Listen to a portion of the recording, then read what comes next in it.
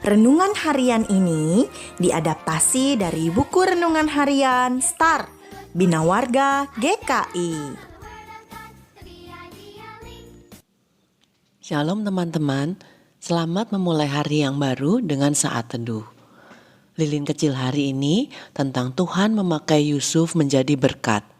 Dari Kejadian 42 ayat 1-8. Sebelumnya mari kita berdoa. Tuhan Yesus, kadang kami mengalami kesulitan dan ada teman yang menolong. Kami percaya Engkau bekerja melalui orang-orang di sekitar kami. Ada papa, mama, guru, om, tante, kakak, adik, dan teman-teman kami. Ajarkan kami juga supaya mau menolong orang lain dan menjadi berkat. Dalam nama Tuhan Yesus kami berdoa. Amin. Joseph and the famine, a brother's chance to unite his family. Jacob's family was hungry because of a famine, so Jacob sent his sons to Egypt to buy food. He kept his youngest son, Benjamin, at home. He was afraid of losing Benjamin like he had lost his son Joseph many years before. He didn't know that his older sons had sold Joseph as a slave. By this time, Joseph was a great leader in Egypt. He was in charge of selling food during the famine. The brothers met with Joseph and asked him for food. They didn't recognize him. Joseph recognized them, but he pretended not to know them. He asked about their family to see if his father and brother Benjamin were alive. Then Joseph gave his brothers food. He told them not to come back for more food unless they brought their youngest brother Benjamin with them. When the family ran out of food again, Jacob knew he had to send Benjamin with his other sons back to Egypt. Jacob was still scared about letting Benjamin go, but Judah, one of the brothers, promised he would keep Benjamin safe. When the brothers returned to Egypt, Joseph made it look like Benjamin stole a silver cup. He wanted to see if his older brothers had changed. Judah begged Joseph not to punish Benjamin, but to punish Judah instead. Joseph was happy to see that his brothers had changed. They loved Benjamin enough to protect him. So, at last, Joseph told them who he was.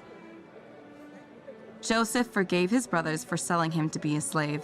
Joseph said it was the Lord's way to help their family survive the famine. Joseph's brothers went back to their father, Jacob, and told him all that had happened. Jacob moved his whole family to Egypt. Pharaoh welcomed Jacob's family. He gave them land and animals so they could have plenty of food. Jacob's family lived in peace for a long time. Dari kisah Yusuf ini kita belajar untuk 1. Percaya pada rencana Tuhan. Kadang kita mengalami hal yang tidak menyenangkan, seperti dimarahi, dijauhi teman, atau gagal dalam sesuatu.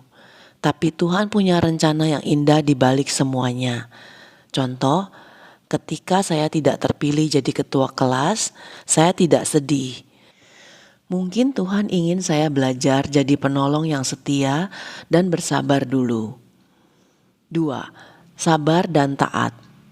Yusuf tetap sabar walau dia dijual dan dipenjara. Dia tidak marah kepada Tuhan, tapi tetap taat. Contoh, saat mama minta bantu bereskan mainan atau belajar, padahal saya ingin main, saya belajar dengan sabar dan taat. Itu juga menyenangkan hati Tuhan. 3. Setia dan beriman. Yusuf tetap percaya dan setia kepada Tuhan walau dalam keadaan sulit. Contoh, saya tetap berdoa dan datang ke sekolah minggu walaupun teman saya tidak mau ikut. Itu tanda saya tetap setia dan percaya kepada Tuhan. 4. Peduli. Yusuf peduli kepada saudara-saudaranya yang kelaparan. Contoh, kalau saya punya bekal lebih di sekolah dan melihat teman saya belum makan, saya bisa berbagi sedikit. Itu wujud peduli seperti Yusuf.